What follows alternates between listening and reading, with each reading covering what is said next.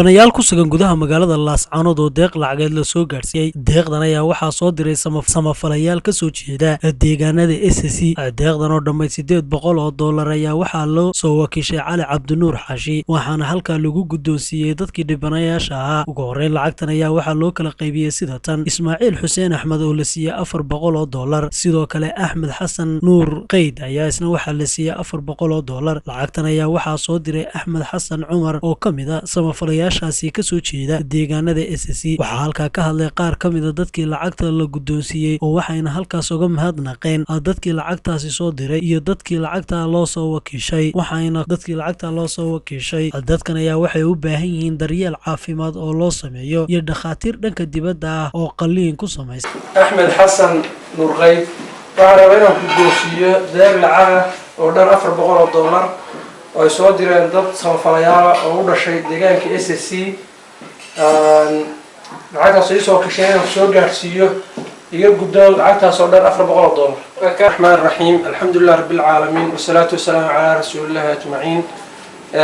waxaan rabaa Ismaaciil Xuseen Axmed inaan ku guddoonsiiyo lacag dhan $400 oo ay soo direen dad samafalayaal oo muxsiniin ah oo u dhashay deegaanka SSC oo ii soo wakiishay lacagta inaan ku soo gaarsiiyo.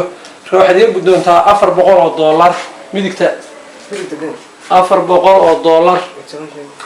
adiga iyo kuwa magaranaysaa keenayba waxaan soo dhaweynayaa dadka mar labaad soo dhaweynayaa dadka muxsiniinta ee walaalahaya soo gaarsiiyay nimanka dhaawaca ah ee yaala magaalada yaala. kuwa horena way soo gaarsiiyeen, kuwan haatan si wacan bay soo gaarsiiyeen. aad iyo aad baan ugu hambalyeynaa. waxaan leenahay wixii dambe karaankiina waa idinka sugaynaa. nimanka mid waa dooxan yahay oo aad iyo aad buu u tabaaraysan yahay, ninna miskaha qaban de wax qabad bay u baahan yihiin iyo haddii ilaahay waxtar bay u baahan yihiin. idinkana way soo dhaweynaynaa.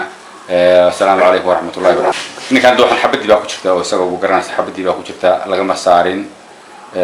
waxaana la yidhi horta ha bogsado oo baa loo daayay inuu horta bogsado dabeedna hadhow la qalitaan lagu sameeyo.